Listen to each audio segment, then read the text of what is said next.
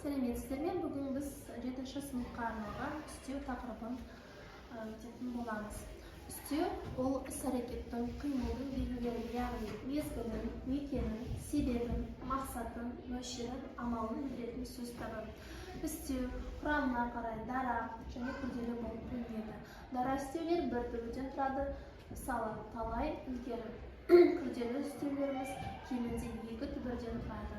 Манадан бері жол жөнекей. Тұлғасына қарай негізгі бөлшектеуге келмейтін. Тіпті тым, мысалы болсақ, және туынды түбірге жұрнақ жолғану арқылы жасалады. Мысалы, баяғыда қыстай, көктеп, елше.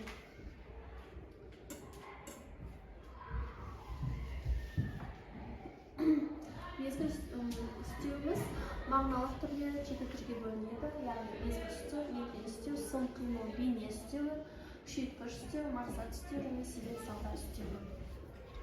Мезгіл үстеу қашан, қашаннан деген сұраққа жауап беріп, етістікпен тіркесіп қолданылады. Қимылдың, іс-әрекеттің мезгілін, мерзімін, уақытын білдіреді. Мысалы, таңертеңнен кетті, қашаннан. Жазғы тұры келеді, қашан келеді. Ала жаздайын еңбектенді, қашан еңбектенді. Күні түні қашан оқыды және тағы басқа. Мекен үстеуі қимылдың, іс-әрекеттің орындалған орнын, мекенін көрсетеді. Мекен үстеуі қайдан, қалай қарай сұрақтарына жауап береді. Мысалы, тауға қарай, қалай қарай, алға жылжыды, қайда жылжыды деген сияқты мысалдар. Келесі. Сын қимыл бейне үстеуі іс-әрекеттің, қимылдың амалын, тәсілін, сын бейнесін білдіреді. Сұрақтары қайтып, қалайша, қалай, кімше. Мысалы, ақырын жүгірді, қалай жүгірді, қасша қаңқылдады, қалай қаңқылдады.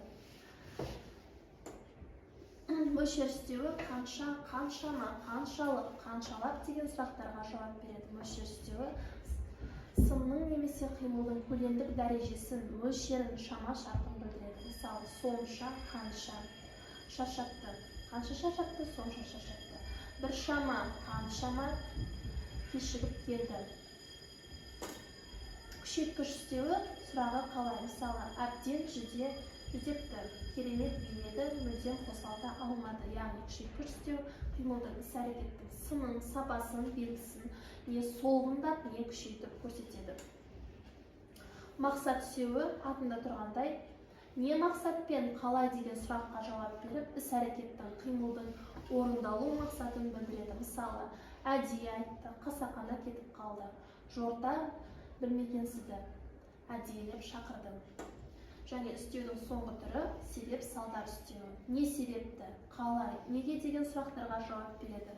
Себеп салдар үстеуі қимылдың, іс-әрекеттің болу себебін білдіреді. Себеп салдар үстеуіне құр босқа, лажысыздан, босқа, амалсыздан, бекерге, шарасыздан сөздер жатады. Мысалы, босқа ренжіді, лажысыздан келісті.